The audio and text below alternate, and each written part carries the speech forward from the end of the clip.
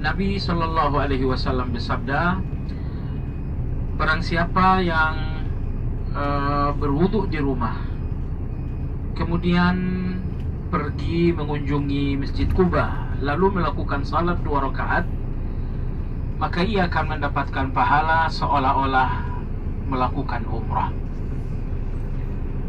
Jadi Bapak Ibu, ini termasuk kasih sayang Allah, bahwa Allah memberikan kita sebuah pahala amal tanpa amalnya.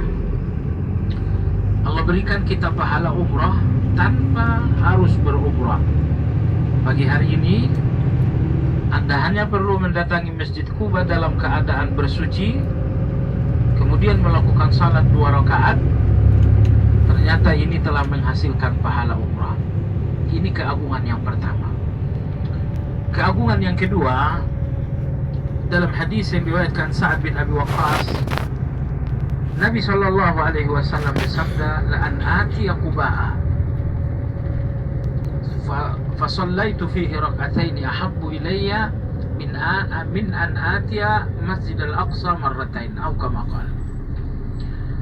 Artinya, aku mendatangi Masjid Quba, kemudian melakukan salat 2 rakaat, lebih aku sukai, lebih aku cintai daripada aku mendatangi Masjidil Aqsa sebanyak 2 kali. Hadis ini dinyatakan sahih oleh Imam Ibnu Hajar mendatangi masjid di dalam kitab Fathul Bari, kemudian melakukan salat 2 rakaat, lebih aku cintai daripada mendatangi Masjidil Aqsa sebanyak 2 kali. Nah, ini menjadi tambahan keagungan bagi Masjid Quba. Nabi kita Shallallahu Alaihi Wasallam selalu mendatangi dan mengunjungi Masjid Quba pada hari Sabtu. Terkadang beliau mengunjungi Masjid Quba dengan berjalan kaki, namun terkadang beliau mengunjungi Masjid Quba dengan naik kendaraan. Masjid Quba ini, Bapak Ibu sekalian, jatuh di bagian selatan kota Madinah, berjarak sekitar 5 km dari Masjid Nabawi. Jadi berjarak 5 km, maka dalam hadis tadi, terkadang Nabi kita ke Masjid Quba dengan naik kendaraan, kadang-kadang pula dengan berjalan kaki, karena jaraknya relatif tidak jauh, yaitu hanya sekitar 5 km saja. Masjid Quba ini salah satu masjid yang dibicarakan oleh Al-Quran di dalam surat At-Taubah. Allah Subhanahu wa Ta'ala memuji Masjid Quba dengan menyebutkannya Masjid Taqwa. Allah Subhanahu wa Ta'ala berfirman, la masjidun ussisa 'ala at-taqwa min awwal yawmin ahaqqu an taquma fihi rijalun yuhibbuna an yatatahharu wallahu yuhibbul mutahhirin. Jadi Allah menyatakan bahwa Masjid Quba adalah masjid yang pertama kali dibangun oleh Nabi kita. Lebih dari itu, Allah mengakui Masjid Quba adalah masjid yang dibangun di atas ketakwaan. Di dalam surat At-Taubah tersebut, sebetulnya ada masjid lain yang dibicarakan oleh Allah bersamaan dengan Masjid Quba, yaitu Masjid Dirar. Apabila Masjid Quba dipuji dan disanjung oleh Allah, dan Anda tahu, apabila yang Maha Menyanjung telah menyanjung, berarti tidak akan ada lagi celaan sekecil apapun. Masjid yang kedua, Masjid Dirar, justru dihina oleh Allah dengan beberapa sifat penghinaan.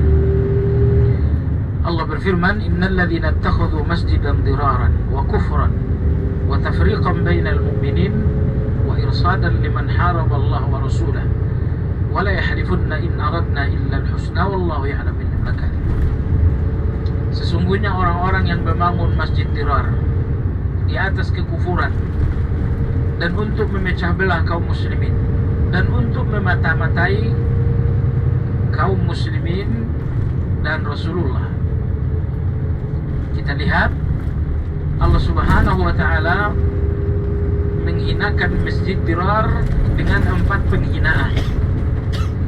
Yang pertama, Masjid Dirar adalah dirar, masjid yang membahayakan bagi umat, masjid yang seharusnya menjadi manfaat, tapi ternyata Masjid Dirar ini betul-betul dirar, yaitu membahayakan bagi umat.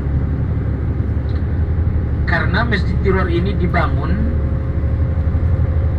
direncanakan untuk benteng bagi tentara Romawi yang ingin menyerang kaum muslimin berdasarkan permintaan orang-orang munafik. Jadi apabila di zaman Nabi kita misalnya, apakah siapa yang selalu berkumpul di Masjid Dirar? Jawabannya adalah orang-orang munafik. Dengan kata lain, Masjid Dirar ini adalah base camp orang-orang munafik di zaman Nabi. Maka mereka meminta agar Romawi menyerang Madinah. Lalu Romawi melalui Abu Amir Ar-Rahib meminta agar dibangunkan benteng, tapi agar tidak dicurigai, dibuatlah masjid. Sebenarnya hanya pura-pura.